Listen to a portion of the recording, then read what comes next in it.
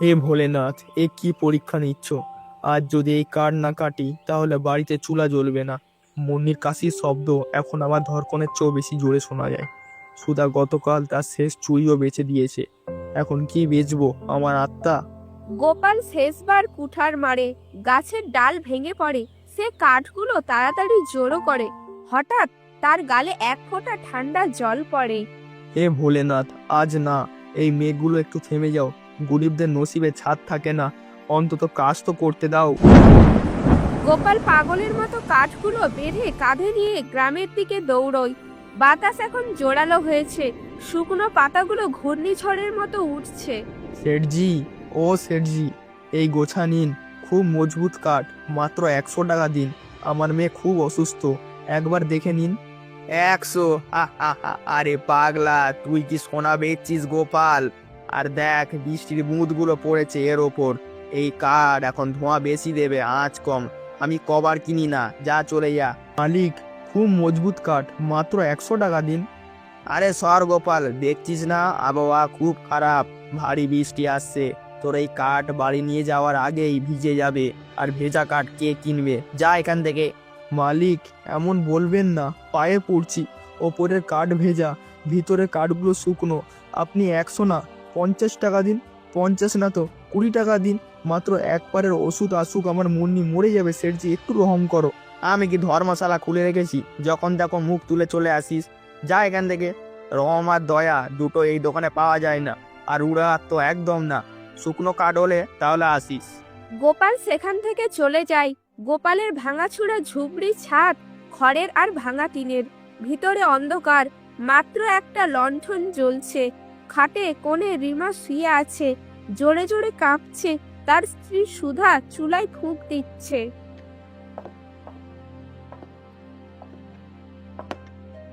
সুধা, ও সুধা, আমি এসেছি। কাঠ বিক্রি হয়নি, বৃষ্টি সব বরবাদ করে দিয়েছে। এই বৃষ্টিতে সেঠজি কাঠ নিতে অস্বীকার করেছে। বাবা, আমার ঠান্ডা লাগছে, খুব ঠান্ডা লাগছে, প্রচুর ঠান্ডা। বাবা, আমি কি মরে যাব? না মা, এমন বলিস না। তোর বাবা এখনো জীবিত। যতদিন আমার প্রাণ চলবে তোকে কিচ্ছু হতে দেব না। কিভাবে বাঁচবো? বাড়িতে একদানা চালও নেই, ছাদ টপকাচ্ছে। বিয়ের বাসন গহনা সব বিক্রি হয়ে গেছে। এখন কিভাবে বাঁচবো? তখনই বাইরে ঝড়ের শব্দ বাড়তে থাকে। মনে হয় আকাশ ফেটে পড়ছে। গোপাল তার অসুস্থ মেয়েকে দেখে রিমার শ্বাস উড়ে যাচ্ছে। আমি এইভাবে হাত গুটিয়ে বসে থাকতে পারি না সুধা। কাকা বৈদ্য বলেছিল জঙ্গলের ওপরে নীলগিরির পাহাড়ে একটি জড়িবুটি পাওয়া যায়, সঞ্জীবনী লতা। যদি তা পাওয়া যায় তাহলে মুন্নির জ্বর নেমে যাবে। আমি সেখানে যাব। পাগল হয়ে গেছো? বাইরে প্রলয় এসেছে, আর নীলগিরির জল সেই অভিশপ্ত জঙ্গল। সেখানে মানুষ তো দূর, পশুও যেতে ভয় পায়। আমি ক্ষুধার্ত থাকবো, কিন্তু তোমাকে মৃত্যুর মুখে যেতে দেব না। তোমার যদি কিছু হয় তাহলে আমরা অনাথ হয়ে যাব। আর যদি আমি এখানে বসে থাকি তাহলে আমার ফুলের মতো মেয়ে আমার সামনে দম নিঃশ্বাস ভেঙে দেবে। সেটা আমি সহ্য করতে পারবো না। সুধা, মৃত্যু বাইরেও আছে, মৃত্যু ভিতরেও আছে। আমি চেষ্টা করে মরতে পছন্দ করব। এখানে ধীরে ধীরে মরাচ্ছে যে আমি আমার মেয়ের জন্য লড়তে লড়তে মরি। আমাকে আটকিও না। গোপাল তার পুরানো কুঠার তুলে নেয়। সুধা কাঁদতে থাকে, আর গোপাল ঝড়ের মুখে ঝাঁপ দেয়। যেই গোপাল গ্রামের বাইরে পৌঁছায় তখন কাকাকে পায়। গোপাল, ও গোপাল, শুনেছি তুই নীলগিরি জঙ্গলে যাওয়ার কথা ভাবছিস। সুধা বলছিল যাস না বাবা, ওই জঙ্গল অভিশপ্ত। সরো কাকা, আমাকে যেতে হবে। যাস না মূর্খ, আজ অমাবস্যা। আজ ওই জঙ্গল জেগে ওঠে যেখানে হাওয়া না ক্ষুধার্ত আত্মা ঘুরে বেড়ায়। যে গেছে সে কখনো অন্তত ফিরে আসেনি, হয় মরেছে নয় পাগল হয়েছে। আমার মেয়ে মরছে কাকা, আমার কাছে ওই জঙ্গল যমরাজার চেয়ে ভয়ঙ্কর নয়।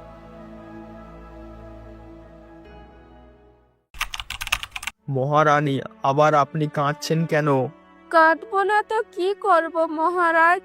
দেখুন এই প্রাসাদকে, এর দেওয়াল আমাকে কাটতে ছুটে আসছে।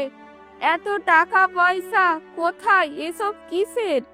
যখন এর ভোগ করার কেউ নেই, আমাদের নিজের কোনো রক্তই নেই। মহারানী, ধৈর্য ধরুন। ঈশ্বরের ইচ্ছার সামনে আমরা বেবস। আমরা কত যজ্ঞ করেছি, কত দান দিয়েছি, কিন্তু কোনো ফায়দা হয়নি। সব বৃথা হয়ে গেছে মহারাজ, সব বৃথা। কাল নগর ভ্রমণের সময় শুনলাম প্রজা কথা বলছিল। তারা বলছিল রাজা নিঃসন্তান, তাদের মুখ দেখা অশুভ। আমরা কি এখন অশুভ হয়ে গেছি মহারাজ? এক মহিলার জন্য বাঁচা বলে ডাকার থেকে বড় অভিশাপ আর কি হতে পারে? না মহারানী, এমন বলবেন না। আমি সহ্য করতে পারি না যে আমার জন্য তোমার চোখে জল আসে। এই রাজ্য, এই সিংহাসন, উত্তরাধিকারী ছাড়া সব মাটি। আমি জানি আমার পর এই বংশের প্রদীপ নিভে যাবে। মহারাজ, আমার কোল শূন্যই থেকে গেল। আমার আর কিছু দরকার নেই, না হীরের হার, না এই রেশমি বস্ত্র। আমাকে মাত্র একবার মা বলে ডাকার সুখ দিন, যদি এর জন্য আমাদের প্রাণ দিতে হয়। আমি প্রতিশ্রুতি দিচ্ছি মহারানী, তোমার কোল ভর্তি হবে। পাতাল থেকে অমৃত আনতে হোক, বিধাতার সাথে লড়তে হোক, তোমার চোখের জলের দিব্যি, আমি তোমাকে সন্তান সুখ দিয়েই থাকবো। সাবধান থাকবেন মহারাজ, সন্তান সুখ কোথাও আমাদের বিধ্বংসের কারণ না হয়ে যায়। রাজা বিক্রম বিষণ্ণ হয়ে তার কক্ষ থেকে বেরিয়ে আসে। বাইরে মন্ত্রী কুটিল দাঁড়িয়ে আছে। মন্ত্রীর মুখে একটা ভান করা চিন্তা। মহারাজ, আপনি এত বিষণ্ণ কেন? রানী সাহেবা আবার কি কিছু করলেন? মন্ত্রীজি, আর তার দুঃখ এখন আমার আর সহ্য হচ্ছে না। আমার যে কোনো মূল্যে উত্তরাধিকারী দরকার। রাজ্যের সব বৈদ্য কি হেরে গেছে? বৈদ্য তো হেরে গেছে মহারাজ, কিন্তু তন্ত্রবিদ্যা কখনো হারে না। আমার খবর মিলেছে যে অঘরী তান্ত্রিক কালচক্র এখন আমাদের জঙ্গলের গুহায় তপস্যা করছেন। তাদের কাছে অসম্ভব সম্ভব করার শক্তি আছে। তান্ত্রিক কালচক্র, শুনেছি তিনি বিপজ্জনক শক্তির স্বামী। বিপদ তো আছে মহারাজ, কিন্তু পুত্র প্রাপ্তির জন্য একটু ঝুঁকি তো নিতেই হবে। আপনি বলুন তো, আমি আজ রাতেই তার সাথে গোপন সাক্ষাতের ব্যবস্থা করি। ঠিক আছে মন্ত্রীজি, ব্যবস্থা করুন, আমরা আজই যাব। কাজ হয়ে গেছে কালচক্র। মাছ জালে আটকে আসছে। অতি উত্তম মন্ত্রীজি, তাহলে রাজা বিক্রম প্রস্তুত। প্রস্তুত? সে তো ছটফট করছে, তার মনে হচ্ছে তুমি তাকে পুত্র দেবে। বেচারা মূর্খ, তাকে জানা নেই যে রূপার গাছ আর হরিণের বলি সে দেবে। তার অভিশাপ তাকে সেই মুহূর্তে ভস্ম করে দেবে, আর সেই রাজা মরবে। তার যৌবন আর রাজকীয় রক্ত আমার শক্তিকে অমর করে দেবে। আর এই সিংহাসন আমার হবে। বহু বছর ধরে এই দিনের অপেক্ষায় ছিলাম। রাজাকে জঙ্গলে নিয়ে যাওয়া আমার দায়িত্ব, আর সেখান থেকে তার লাশ গায়েব করা তোমার। প্রজাকে বলে দেবো যে রাজাকে নীলগিরির জঙ্গলে বন্য জানোয়ার মেরে ফেলেছি। নিশ্চিত থাকো, আজকের অমাবস্যা রাজা বিক্রমের শেষ রাত হবে। শুধু তাকে আমার কাছে আসতে দাও।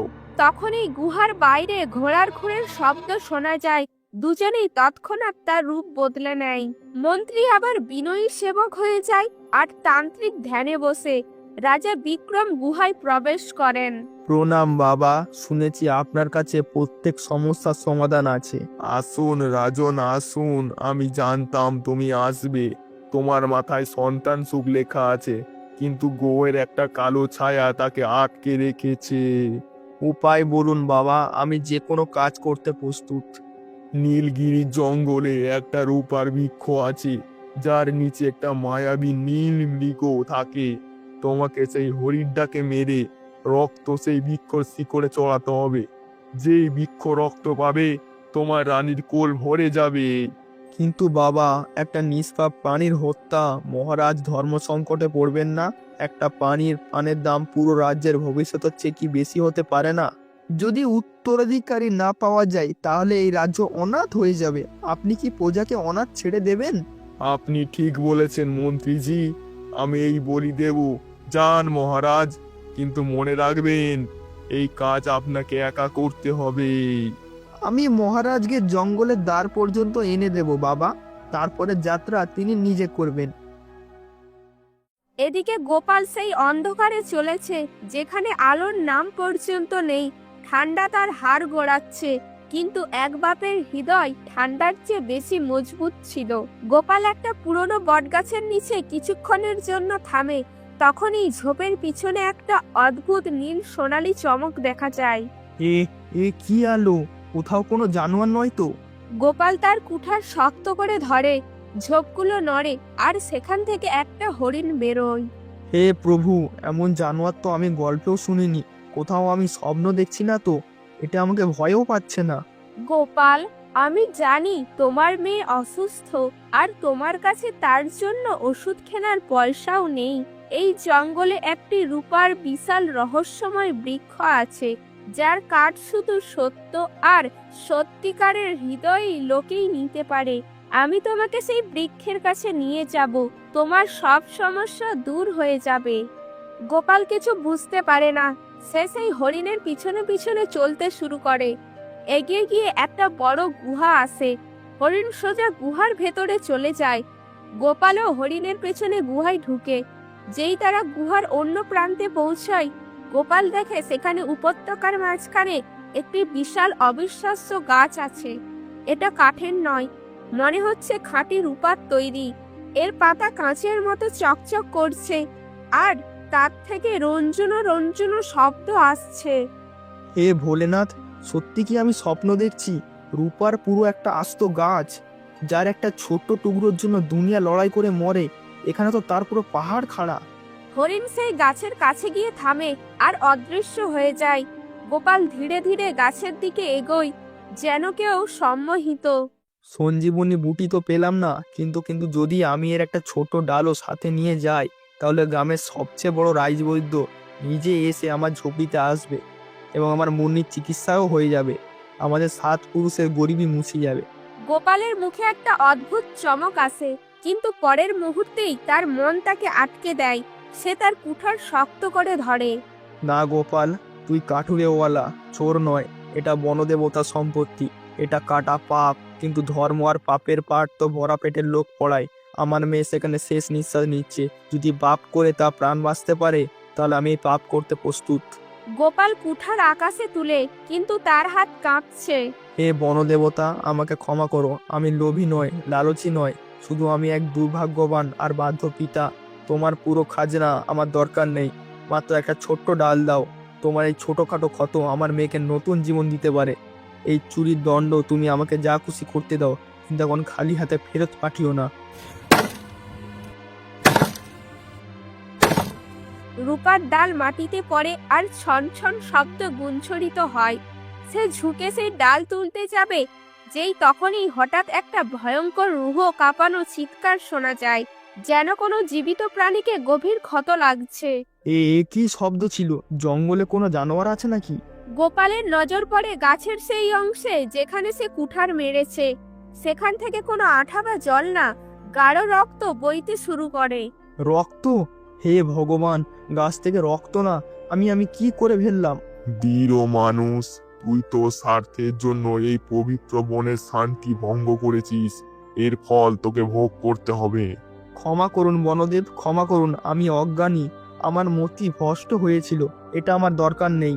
গোপাল ডালটা ফেরত রাখার কথা ভাবে, কিন্তু তখনই তার অসুস্থ মেয়ে মুন্নির কথা মনে পড়ে। কিন্তু যদি আমি এটা ছেড়ে খালি হাতে যাই, তাহলে মুন্নি মরে যাবে। পাপ তো করে ফেলেছি, এখন অন্তত আমার মেয়েকে তো বাঁচাই। পরে যদি শাস্তি পাই তখন দেখা যাবে। গোপাল ভয়ে ভয়ে কাঁপা হাতে মাটিতে পড়ে থাকা সেই রূপার ডাল তুলে নেয়। আমাকে পালাতে হবে। এর আগে যে জঙ্গলে ক্রোধ আমার উপর না আসে, আমাকে এখান থেকে বেরোতে হবে। গোপাল পিছনে না তাকিয়ে পাগলের মতো জঙ্গলের অন্ধকারে দৌড়ে বেরোয়। গোপাল সোজা সেই রূপার কাঠটি নিয়ে জহুরিকে বেচতে চলে যায়। মালিক, আমি এই কাঠ বেচতে এসেছি, আপনি এর কত দাম দেবেন? আরে গোপাল, পাগল হয়ে গেছিস? তুই ভুল জায়গায় এসেছিস। আমি জহরি, আমি এসব কিনি না। সোনা রূপার জিনিস হলে আসিস। আরে হ্যাঁ, কিন্তু তুই তো একটা গরিব কাঠুরেওয়ালা, তোর কাছে সোনা রূপার জিনিস কোথা থেকে আসবে? হা হা হা। মালিক দেখুন, এটা সাধারণ কাঠ নয়, এটা খাঁটি রূপা। আপনি কি এটা কিনবেন? আরে এটা তো অদ্ভুত। এতে তো এমন চমক আছে যা আমি এর আগে কখনো গয়নায় দেখিনি। এটা তো কোনো দেব বৃক্ষের অংশ মনে হচ্ছে। কোথা থেকে চুরি করেছিস বল আগে। চুরি করিনি মালিক, জঙ্গলে পেয়েছি। আমার বাড়িতে খাবারের এক দানা নেই, আমার মেয়ে মরছে, আপনি শুধু এর বদলে আমাকে পয়সা দিন, যাতে রেশন আর সবচেয়ে দামি ওষুধ কিনতে পারি। আরে মূর্খ কাঠুরেওয়ালা, এর দাম লক্ষ লক্ষ টাকা। আমার মাল সব নেব, ঠিক আছে, কিন্তু চুরির মনে হচ্ছে। হ্যাঁ, তবু তোর বিপদ দেখে আমি তোকে 50 স্বর্ণ মুদ্রা দিচ্ছি। নে, আর এখান থেকে নিষ্কৃত হয়ে যা। কাউকে বলিস না। ভগবান তোর মঙ্গল করুক। শেঠজি, আপনি আমার দুনিয়া বাঁচিয়েছেন। সুধা, দেখো আমি কি এনেছি। বাড়ি ভর্তি রেশন আর শহরের সবচেয়ে বড় রাজবৈদ্যের সঞ্জীবনী ঔষধ। তাড়াতাড়ি মুন্নিকে তুলে তোলো। আপনি এসব কোথা থেকে আনলেন? এইসব কেনার পয়সা কোথা থেকে এলো? এসব ছাড়ো, এখন মুন্নিকে ওষুধ খাও। গোপাল মুন্নিকে বৈদ্যের কাছ থেকে আনা ওষুধ খাওয়ায়। ওষুধ খাওয়ার সাথে সাথে মুন্নির শরীরের রং ঠিক হওয়ার বদলে নীল আর কালো হয়ে যায়। এটা কি হলো গোপাল? এর অবস্থা তো ঠিক হওয়ার বদলে শরীর তো আরো ঠান্ডা হয়ে গেছে। তুমি এই পয়সা কোথা থেকে এনেছিলে? সত্যি করে বলো। আমি জঙ্গলে সেই পবিত্র রূপার গাছ কেটেছিলাম সুধা। আমি লোভে সেই দেবতার মতো বৃক্ষকে ক্ষত দিয়েছিলাম। এটা ওষুধ নয়, এটা সেই বৃক্ষের অভিশাপ যা আমার মেয়ের শরীরে ছড়াচ্ছে। পাপের উপার্জন কখনো ফলে না গোপাল। তুমি দেবতাকে প্রতারিত করেছো, তাই আজ যমরাজ আমাদের বাড়িতে দাঁড়িয়ে আছে। যাও, এখনই যাও, সেই পাপের প্রায়শ্চিত্ত করো, নইলে আমাদের মেয়ে সূর্যোদয় দেখতে পাবে না। আমি যাব সুধা, আমি সেই গাছের পায়ে পড়ে ক্ষমা চাইবো। যদি আমার প্রাণ যায়, কিন্তু আমি আমার মেয়েকে ওই অভিশাপ থেকে মুক্ত করব। মহারাজ, এখানেই তান্ত্রিক বাবা বলেছিলেন যে নীলগিরি সীমান্তের ওপারে আপনাকে আপনার ঘোড়া আর সেবক দুটোকেই ছেড়ে দিতে হবে। যদি আমি এক পা এগোই, তাহলে সিদ্ধি ভঙ্গ হয়ে যাবে। আমি বুঝি মন্ত্রীজি, এই পরীক্ষা আমার, আর আমাকেই এটাকে পার করতে হবে। সাবধান থাকবেন মহারাজ, এই জঙ্গল সাধারণ নয়, এখানে পানা পানা বিপদ। কিন্তু মনে রাখবেন, একটা হরিণের বলি আর আপনার আনন্দে আনন্দে গুঞ্জরিত হবে। আমার বংশের ভবিষ্যতের জন্য আমি যমরাজের সাথেও লড়তে পারি। মন্ত্রীজি, আপনি প্রাসাদে ফিরে যান আর রানীর খেয়াল রাখুন। সকাল হওয়ার আগে আমি সুসংবাদ নিয়ে ফিরব। ঈশ্বর আপনার রক্ষা করুক মহারাজ। রাজা বিক্রম একা সেই ঘন ভয়ঙ্কর জঙ্গলে পায়ে হেঁটে প্রবেশ করেন। সামনের দৃশ্য দেখে রাজা থমকে যান। উপত্যকার মাঝখানে সেই বিশাল রূপার গাছ চাঁদনি রাতে একটি সাদা মশালের মতো জ্বলছে। অদ্ভুত, অবিশ্বাস্য। তান্ত্রিক কালচক্র সত্য বলেছিলেন। এই বৃক্ষ তো সত্যিই রূপার বৃক্ষ। এ চমক তো চোখে শীতলতা দিচ্ছে। এ তো তাজা রক্তের দুর্গন্ধ। রাজার নজর ধীরে ধীরে ওপরে উঠে গাছের গুড়িতে সেই জায়গায় গিয়ে থামে যেখানে গোপাল কুঠার মেরেছে। সেখানে একটা গভীর ক্ষত আছে, আর তা থেকে রক্ত বইছে। না, এটা অসম্ভব। বৃক্ষ থেকে রক্ত বইছে, আর এই ক্ষত তো এখনো তাজা। এর অর্থ আমার আসার ঠিক আগে এখানে কেউ এসেছে। কে এই পবিত্র বৃক্ষে অস্ত্র চালিয়েছে? এটা শুভ লক্ষণ নয়, এটা তো ঘোর অশুভ। আমার পুজো ভঙ্গ হয়ে গেছে। কে এখানে? কে এই দেবতাকে আঘাত করার সাহস করেছে? সামনে এসো।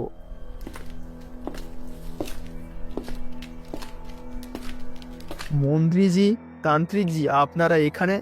আমি তো বলেছিলাম আমাকে এখানে আসতে হবে। আর দেখুন, বৃক্ষ থেকে রক্ত বইছে। এটা তো অশুভ।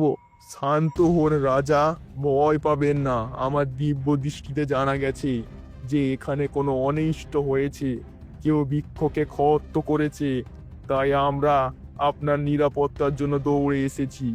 হ্যাঁ মহারাজ, আমরা আপনাকে এই সংকটে একা কিভাবে ছেড়ে দিতে পারি?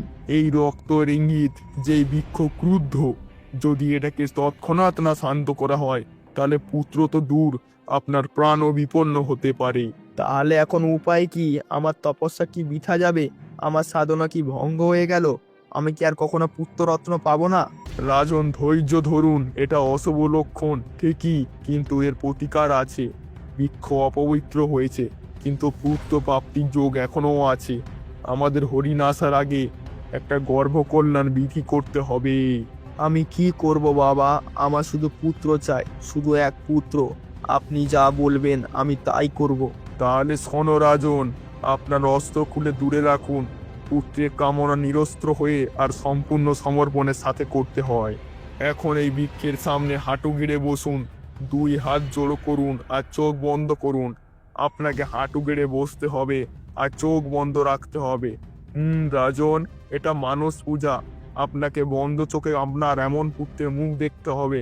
কল্পনা করুন, একটা নন্নু বালক আপনার সামনে আঙ্গনে খেলা করছে, আপনাকে পিতা বলে ডাকছে।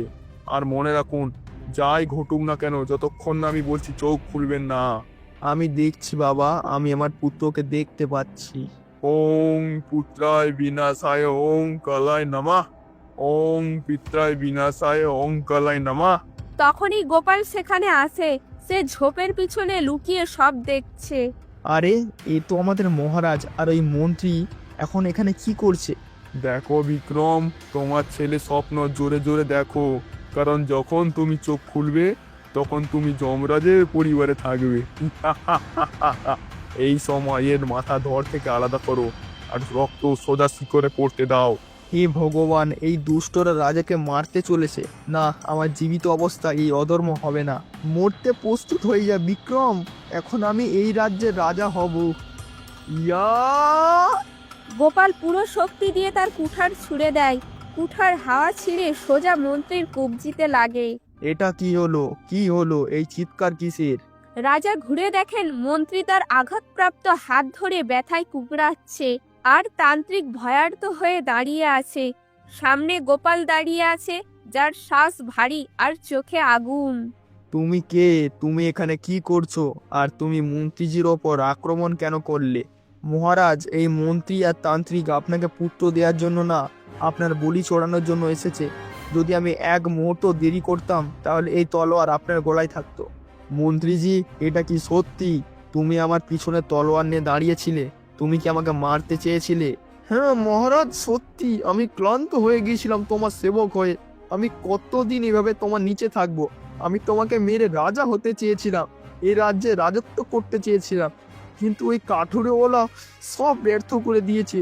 2 কুড়ির কাঠুরেওয়ালা, তুই এক রাজাকে বাঁচিয়েছিস, কিন্তু এখন তোর মৃত্যুকে কিভাবে আটকাবি? সেই সময় বৃক্ষ তান্ত্রিক আর মন্ত্রীকে তার দিকে টেনে নেয়। বৃক্ষ, বৃক্ষ আমাকে তার দিকে টানছে। তান্ত্রিক, কিছু করো, কিছু করো। আমি নড়তে পারছি না। আমার শক্তি কাজ করছে না, বাঁচাও বাঁচাও। না না না না না, মহারাজ, মহারাজ, আমাকে বাঁচাও, আমাকে বাঁচাও। তখনই গাছের ঠিক পিছন থেকে সেই নীল হরিণ বেরোয়। হরিণ ধীরে ধীরে রাজা আর গোপালের কাছে আসে। এ এ তো সেই হরিণ যে আমাকে এই রহস্যময় রূপার বৃক্ষের কাছে নিয়ে এসেছিল।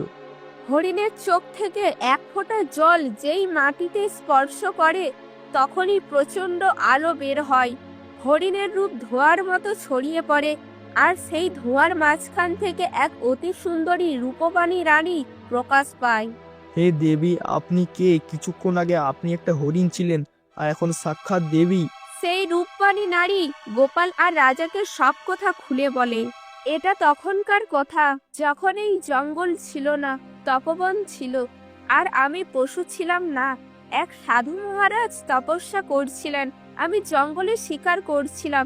শিকার করার সময় একটি হরিণ দেখতে পাই এবং হরিণের দিকে তীর নিক্ষেপ করি, কিন্তু তীরটা সোজা সাধু বাবার চুলের জটায় গিয়ে লাগে এবং সাধু বাবার তপস্যা ভঙ্গ হয়ে যায়। মূর্খ বালিকা, তুই আমার তপস্যা ভঙ্গ করেছিস, তার জন্য আমি তোকে অভিশাপ দিচ্ছি। তুই হরিণ শিকার করার চেষ্টা করেছিলিস তো, তাই জন্য তুই সারা জীবন হরিণ হয়েই থাকবি। দয়া করুন সাধু মহারাজ, আমাকে এইভাবে অভিশাপ দেবেন না। আমার ভুলবশত কারণে আপনার তপস্যা ভঙ্গ হয়েছে, আমাকে ক্ষমা করুন। ঠিক আছে, যেদিন কোনো মানুষ অপার ধনের লোভ ছেড়ে নিজের প্রাণ বাজি রেখে কোনো নির্দোষের প্রাণ বাঁচাবে, সেদিন তুই অভিশাপ থেকে মুক্ত হবি। গোপাল, আজ তোমার কাছে সেই রূপা নিয়ে পালানোর সুযোগ ছিল, কিন্তু তুমি লোভ লালসা ভুলে নিজের ধর্ম বেছে নিলে। আজ তোমার জন্য আমি মুক্ত হলাম। এই নাও গোপাল, এই রূপার ডাল তোমার বাড়িতে রাখবে এবং তোমার ভাগ্য ফিরে যাবে। তোমাকে আর গরিব জীবনযাপন করতে হবে না। আর হ্যাঁ, মনে রাখবে, এই রূপার ডাল জলে ভিজিয়ে রাখবে। সেই জল তোমার মেয়ে মুন্নিকে খাওয়াবে। এই জল খাওয়ালে তোমার মেয়ে সুস্থ হয়ে যাবে। আপনাকে অসংখ্য ধন্যবাদ দেবী, আপনি আমার অনেক উপকার করলেন। মহারাজ বিক্রম, আপনিও অনেক সাহসী এবং দয়ালু মহারাজ। তাই আপনিও একটি অনাথ শিশু গ্রহণ করুন, যেটি বড় হয়ে আপনার রাজ্য চালাবে। এই বলে দেবী একটি ঝলমলে আলো অদৃশ্য হয়ে গেল। মহারাজ এবং গোপাল রাজপ্রাসাদের দিকে রওনা হলো। গোপাল, তুমি আমার প্রাণ বাঁচিয়েছো এবং আমার এই শিশুকে রাজপ্রাসাদে আনার কারণ তুমি, তাই তোমাকে আমি 5,000 সোনার মুদ্রা উপহার দিলাম। ভগবান আপনার মঙ্গল করুক মহারাজ, আপনাকে অনেক ধন্যবাদ। গোপাল বাড়ি পৌঁছে সেই রূপার ডাল ভিজানো জল তার মেয়ে মুন্নিকে খাওয়ায় এবং তার মেয়ে মুন্নি সুস্থ হয়ে ওঠে এবং তারা সুখীভাবে জীবনযাপন করতে শুরু করে।